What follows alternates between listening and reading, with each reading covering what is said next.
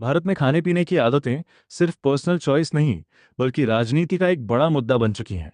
Beef एक ऐसा शब्द जो देश में बहस, विवाद और भावनाओं को भड़का देता है। इसी बीच सोशल मीडिया पर एक नाम बार बार सामने आता है, नितिन गडकरी। दावा किया जाता है कि गडकरी परिवार का बीफ से कोई संबंध है। लेकिन क्या ये सच है, या फिर ये सिर्फ एक अफवाह है? आज की इस डॉक्यूमेंट्री में हम इसी सवाल की तह तक जाएंगे, बिना किसी पक्षपात के। पार्ट एक, नितिन गडकरी कौन है?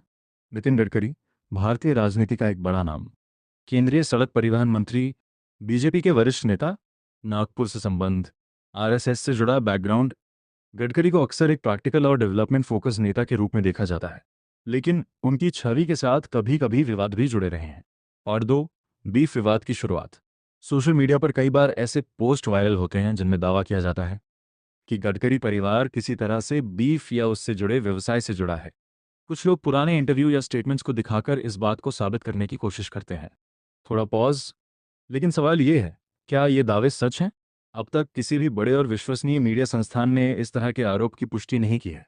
अक्सर ये दावे बिना संदर्भ के या आधे अधूरे तथ्यों के आधार पर फैलाए जाते हैं। पार्ट तीन, बीफ और भारत की राजनीति।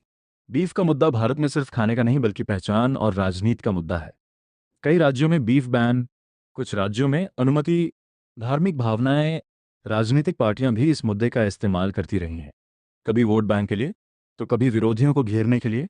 सोशल मीडिया ने इस बहस को और तेज कर दिया है। पार्ट चार, सच वर्सेस अफवाह। अब बात करते हैं सबसे जरूरी हिस्से की, सच्चाई की। क्या गडकरी परिवार के खिलाफ कोई आधिकारिक आरोप है? क्या कोई कोर्ट केस या पुख्ता रिपोर्ट है? जवाब है नहीं। ज्यादातर बातें सोशल मीडिया तक ही सीमित हैं। कई बार लोगों के बयान को कॉन्टेक्स्ट से हटाकर दिखाया जाता है, और धीरे धीरे वो एक सच की तरह फैलने लगता है। लेकिन असलियत में वो सिर्फ एक नैरेटिव होता है। आज के डिजिटल दौर में सच और झूठ के बीच फर्क करना मुश्किल होता जा रहा है। हर वायरल पोस्ट सच नहीं होती, और हर विवाद असली नहीं होता। नितिन गडकरी के मामले में भी हमें वही देखना चाहिए जो फैक्ट्स कहते हैं, ना कि वो जो सोशल मीडिया हमें दिखाता है, क्योंकि सच जानना ही असली जागरूकता है।